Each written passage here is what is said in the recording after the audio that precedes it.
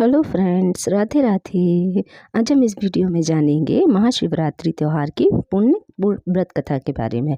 तो वीडियो अंत तक अवश्य देखिएगा। तो आइए शुरू करते हैं कथा को। तो पूर्व काल में चित्रभानु नाम एक शिकारी रहता था। जानवरों की हत्या करके वह अपने परिवार को पालता था। वह एक साहूकार का कर्जदार था, लेकिन उसका ऋण समय पर ना चुका सका। क्रोधित साहूकार ने शिकारी को शिव मठ में बंदी बना लिया। संयोग से उस दिन शिवरात्रि थी। शिकारी ध्यान मग्न होकर शिव संबंधी धार्मिक बातें सुनता रहा। चतुर्दशी को उसने शिवरात्रि व्रत की कथा भी सुनी। शाम होते ही साहूकार ने उसे अपने पास बुलाया और ऋण चुकाने के विषय की में बात की। शिकारी अगले दिन सारा ऋण लौटा देने का वचन देकर बंधन से छूट गया। अपनी दिनचर्या की भांति वह जंगल में शिकार के लिए निकला, लेकिन दिन भर बंदी गृह में रहने के कारण भूख प्यास से व्याकुल था। शिकार खोजता हुआ वह बहुत दूर निकल गया। जब अंधकार हो गया तो उसने विचार किया कि रात जंगल में ही बितानी पड़ेगी। वह वन में एक तालाब के किनारे एक बेल के पेड़ पर चढ़कर रात बीतने का इंतजार करने लगा। बिल वृक्ष के नीचे शिवलिंग था, जो बिलपत्र से ढका हुआ था। शिकारी को उसका पता ही न था। पड़ाव बनाते समय उसने जो टहनियाँ तोड़ी वे संयोग से शिवलिंग पर गिरती चली गईं। इस प्रकार दिन भर भूखे प्यासे शिकारी का व्रत भी हो गया और शिवलिंग पर बिलपत्र भी चढ़ गए।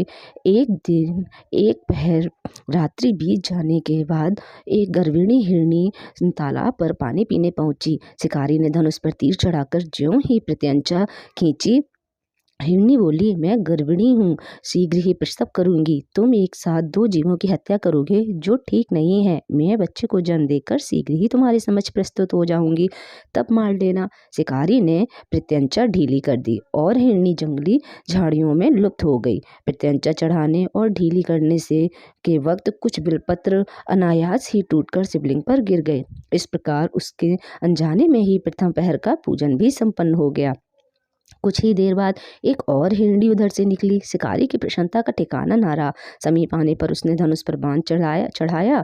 तब उसने देखा, हिरनी ने विनम्रता पूर्वक निवेदन किया कि हे शिकारी, मैं थोड़ी देर पहले ऋतु से निवृत्त हुई हूँ, कामातुर विरहिणी हूँ, अपने प्रिय की खोज में भटक रही हूँ। मैं अपने पति से मिलकर शीघ्र ही तुम्हारे पास आ जाऊंगी। शिकारी ने उसे भी जाने दिया। 2 बार शिकार को खोकर उसका माथा ठनका और वह चिंता में पड़ गया। रात्रि का आखिरी पहर बीत रहा था।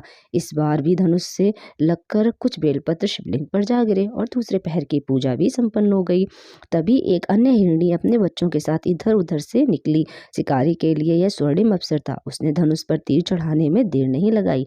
वह तीर छोड़ने ही वाला था कि हिरनी बोली, हे शिकारी, मैं इन बच्चों को उनके पिता के हवाले करके लौट आऊंगी। इस समय मुझे मत मारो। शिकारी हंसा और बोला, सामने आए शिकार को छोड़ दूं? मैं ऐसा मूर्ख नहीं। इससे पहले मैं 2 बार अपना शिकार खो चुका हूँ।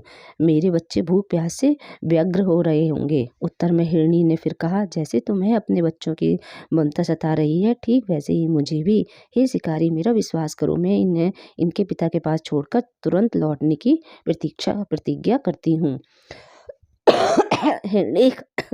हिरनी का दीन स्वर सुनकर शिकारी को उस पर दया आ गई।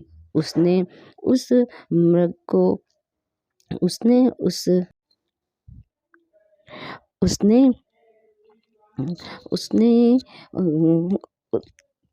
उस शिकारी को उस पर दया आ गई। उसने उस मृगी को भी जाने दिया। शिकार के अभाव में तथा भूख प्यास से व्याकुल शिकारी अनजाने में ही बेलपत्र पर बैठा बेलपत्र तोड़ तोड़ कर नीचे फेंकता जा रहा था। पौ पटनी को हुई तो एक हृष्ट पुष्ट मृग उसी रास्ते पर आया। शिकारी ने सोच लिया कि इस बार शिकार वह अवश्य करेगा। शिकारी को तनी प्रत्यंचा देखकर मृग विनीत स्वर में बोला, हे शिकारी, यदि तुमने मुझसे पूर्व आने वाली 3 मृगियों और छोटे छोटे बच्चों को मार डाला है तो मुझे भी मारने में विलंब न करो, ताकि मुझे उनके वियोग में एक क्षण भी दुख न सहना पड़े। मैं उन हिरनियों का पति हूँ। यदि तुमने उन्हें जीवन दान दिया है तो मुझे भी कुछ क्षण का जीवन देने की कृपा करो। मैं उनसे मिलकर तुम्हारे समक्ष उपस्थित हो जाऊंगा। मृग की बात सुनते ही शिकारी के सामने पूरी रात का घटना चक्र घूम गया। उसने सारी कथा मृग को सुना दी। तब मृग ने कहा, मेरे तीनों पत्नियां जिस प्रकार प्रतिज्ञाबद्ध होकर गई गई हैं, मेरी मृत्यु से अपने धर्म का पालन नहीं कर पाएंगी। अतः जैसे तुमने उन्हें विश्वास पात्र मानकर छोड़ा है, वैसे ही मुझे भी जाने दो। मैं उन सब के साथ तुम्हारे सामने शीघ्र ही उपस्थित होता हूँ। शिकारी ने उसे भी जाने दिया। इस प्रकार प्रातः हो गई। उपवास, रात्रि जागरण और शिवलिंग पर बेलपत्र चढ़ने से अनजाने में ही सही पर शिवरात्रि की पूजा पूर्ण हो गई। पर अनजाने में ही की गई पूजा और परिणाम का उसे तत्काल फल मिला। शिकारी का हिंसक हृदय निर्मल हो गया। उसे उसे भगवत शक्ति का वास हो गया। थोड़ी ही देर में बाद वह मृग सपरिवार शिकारी के समक्ष उपस्थित हो गया ताकि वह उसका शिकार कर सके। किंतु जंगली पशुओं की ऐसी सत्यता, सात्विकता और सामूहिक प्रेम भावना देखकर शिकारी को बड़ी ग्लानि हुई। उसने मृग परिवार की जीवन दान दे दिया और अनजाने में शिवरात्रि के व्रत का पालन करने पर भी शिकारी को मोक्ष की प्राप्ति हुई। जब मृत्यु काल में यमदूत उसके जीव को ले जाने आए तो शिव गणों ने उन्हें वापस भेज दिया और शिकारी को शिवलोक ले गए। शिव जी की कृपा से ही उसके अपने इस जन्म में राजा चित्रभानु अपने पिछले जन्म को याद कर पाए और महाशिवरात्रि के महत्व को जानकर उसका अगले जन्म में भी पालन कर पाए। तो ये थी कथा। अगर कथा अच्छी लगी हो तो एक लाइक, कमेंट और चैनल को सब्सक्राइब जरूर कीजिएगा। राधे राधे, जय श्री कृष्णा।